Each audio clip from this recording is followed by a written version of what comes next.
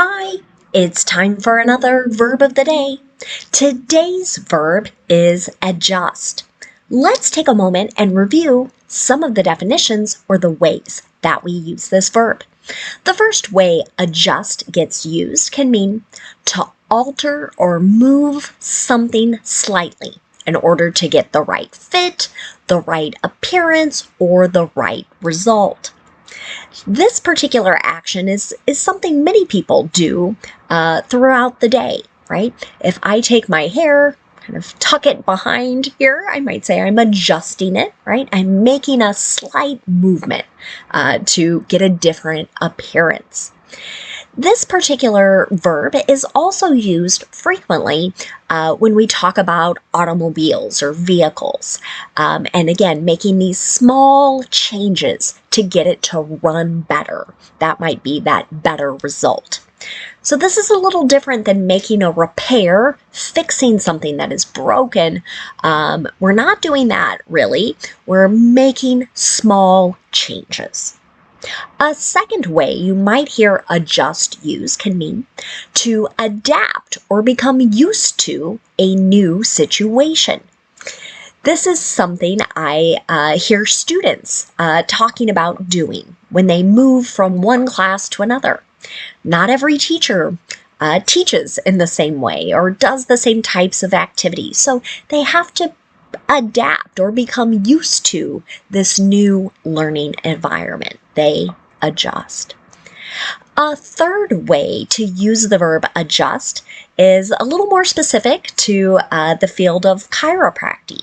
So this is the manipulating of one's spine or other parts in order to treat disorders. So in this particular field, it might be new for you, but people will try and fix or make these other small changes to the positioning of certain structures within our body in order to help with pain or other issues. A fourth way to use adjust is very specific to the topic of insurance.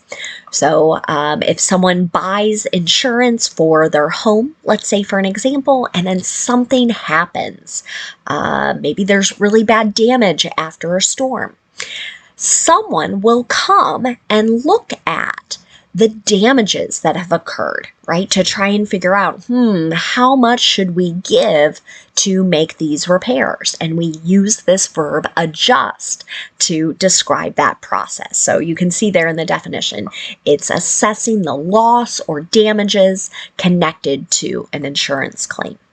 For now, you should know that adjust is a regular verb. To make the progressive form of this verb, all you need to do is add ing, and that forms adjusting. The past tense and participle forms of this verb can be made by adding ed.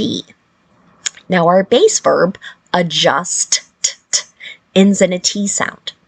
And when I add the ed ending, I'm going to make an id sound. So I'm going to add an extra syllable when I say that past tense or participle form.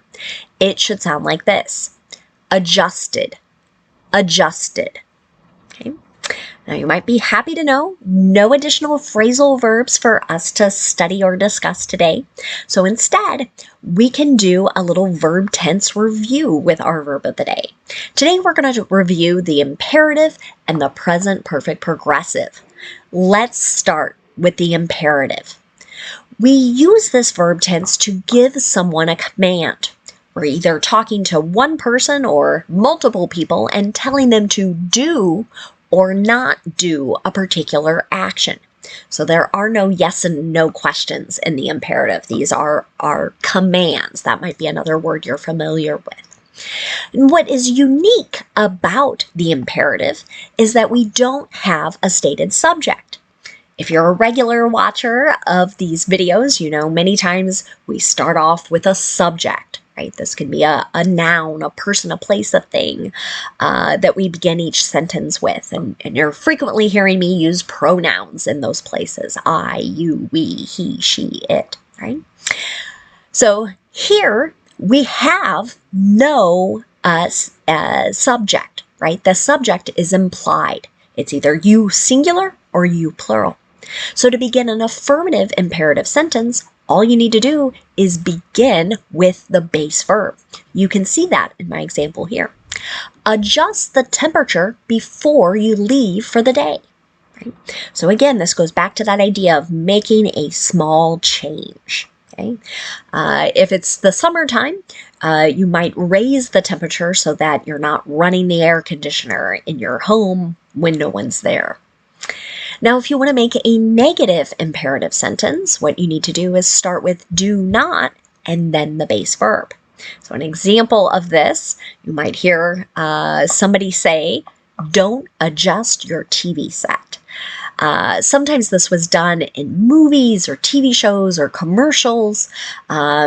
Many times it was used when someone thought there would be something really surprising or shocking, and someone must think, there has to be a problem here, right? They're telling you, no, don't make any changes. Okay? Now, sometimes students will tell me that it feels rude to give a command to another person. So just know that you can soften either an affirmative or a negative sentence by adding please. You can put please at the very beginning as the first word in your sentence, or you can put it at the end, but you only need one please. Now let's move on and talk a little bit about the present perfect progressive. We use this verb tense to talk about actions that started in the past and continue into the present. Many times we're focused on how long this action has been ongoing. And it may even be our intention when we're speaking that this action is going to continue on into the future. Many teachers, textbooks, and even other YouTube videos will refer to this as the present perfect continuous, and that's just fine. It means exactly the same thing. The reason I use present perfect progressive is I like to help my students remember 3 P's will mean you need 3 parts or 3 words to make your verb. So in the affirmative, we're going to pay attention to our subject. If our subject is I, you, we, or they, then our first part of the verb is have. The second part is the participle been, B-E-E-N, and then the third part is the ing form of the verb. Now, if my subject is he, she, or it, my structure is going to be has, H-A-S, been, and the ing form of the verb. Let's take a look at an example sentence. The coach has been adjusting to coaching such a young, inexperienced team. Right? So this might be that second definition, adapting to a new situation. The way this person talks to athletes who maybe lack a lot of experience is different, right? So it's made these small changes. Now let's talk about making negative present perfect progressive sentences. To do this, again, we start with our subject, and then we're going to use have or has, whichever form matches that subject, then not, then the participle been, and then the ing form the verb. Now you might notice people combining have not into one word, the contraction haven't, or you might notice people combining has not into a one-word contraction hasn't. Let's take a look at another example. The children haven't been adjusting well to their new schools. Okay, so here maybe we're talking about children who've moved to a new place, a new community, and they're having trouble adapting or making changes in this new environment. Finally, let's talk about making a yes or no question in the present perfect progressive. To do this, start with have or has, whichever form matches your subject, that subject comes next, then the participle been, and then the ing form the verb. Here's another example. Have the astronauts been adjusting to the challenges of sleeping in space? Right? We might use that to talk about or describe the adaptations that particular individuals who are working in space are making to their new environments. Now let's move on and talk about some words that are related to our verb adjust. And the first word we're going to talk about is the noun form of this word, adjustment. This noun can also have a number of different meanings. We're going to talk about two of them. The first way you hear the noun adjustment used is to talk about a small alteration or movement that is made in order to get the desired or right fit, the right appearance of something, or the right result. An example of this: the teacher has made some adjustments to his lesson plans and activities. So it doesn't mean he made a totally new lesson plan or came up with totally brand new activities, right? Made small changes in order to have better learning environments for his students. A second way to use the noun adjustment is to talk about that process of adapting to or becoming used to a new situation. An example of this in a sentence might be, she went through a period of adjustment when she became a manager. So here we're talking about someone stepping into a new role. It sounds like this person has a promotion, right? And this person had to make some small changes. They weren't able to work maybe in exactly the same way because they had these new duties or these new responsibilities. Another word you might encounter is the adjective adjustable. That suffix able is usually telling us we have an adjective, and we can kind of look back to that root word. So here, adjustable means able to be adjusted.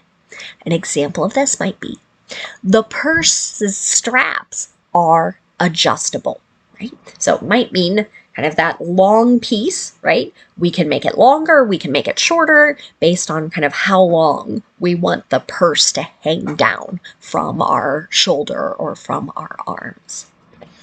Another related word you might encounter is the adverb adjustably.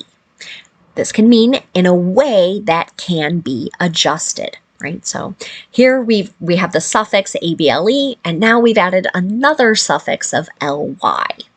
So an example of this: an illumination processor could adjustably control light output. So here, adverbs describe verbs most commonly, and here that adjustably is describing how something is going to be controlled. One last related word for today, it's the noun adjuster. And you'll notice on my screen that there are two spellings here. I'm going to note that the ER spelling is a little more common. It's used more frequently here in the United States. So an adjuster, that ER suffix usually tells us this is a person who, this is a person who investigates insurance claims or claims for damages in order to recommend an amount that is suitable or right for that particular loss. An example of how you might hear this used: the adjuster will inspect the damage and submit a report in the next 2 weeks.